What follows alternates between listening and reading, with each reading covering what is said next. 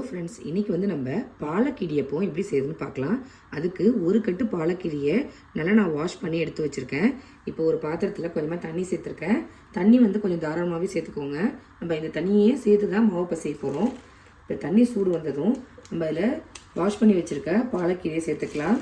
சேர்த்துட்டு இதை வேக வச்சு எடுத்துக்கோங்க.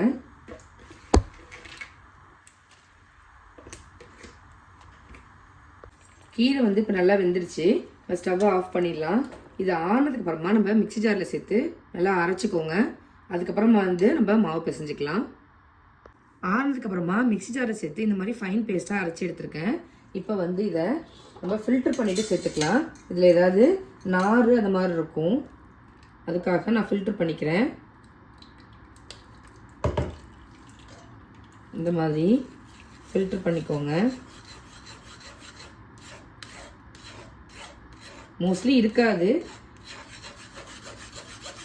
இருந்தாலும் ஃபில்டர் பண்ணி சேர்த்துக்கிட்டிங்கன்னா இல்லை மேலே ஏதாவது வந்து சக்கை ஏதாவது இருந்தால் தங்கிரும்.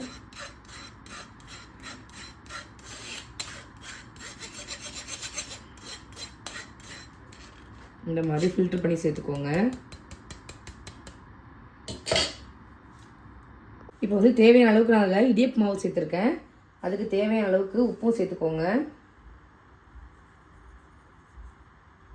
சால்ட்டு சேர்த்துட்டு நல்லா இதை மிக்ஸ் பண்ணிக்கோங்க.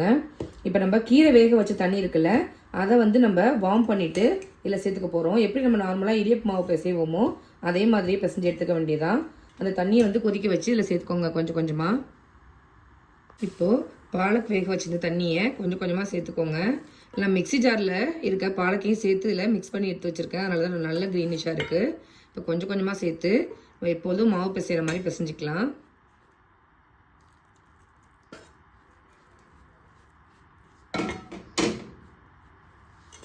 இதே மாதிரி சேர்த்து பிசைஞ்சுக்கோங்க.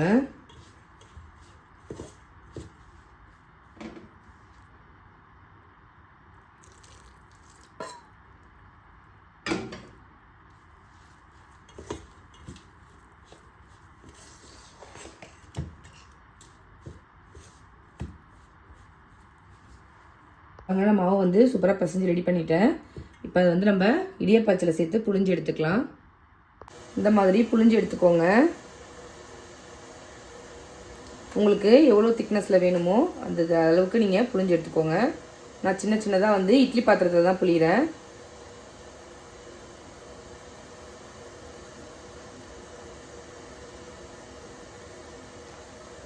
இதே மாதிரி பிழிஞ்சு எடுத்துட்டு இதை வேக வச்சு எடுத்துக்கலாம். நம்ம இப்போ இதை க்ளோஸ் பண்ணி வச்சிடலாம், வேகட்டும்.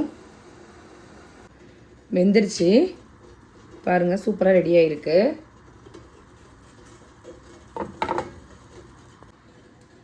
அவ்வளோதான் பாருங்கள், சூப்பரான பாலக்கிடியப்பம் ரொம்பவே சிம்பிளாக செஞ்சாச்சு. குழந்தைங்க வந்து கீரையாக கொடுத்தா சாப்பிட மாட்டாங்க.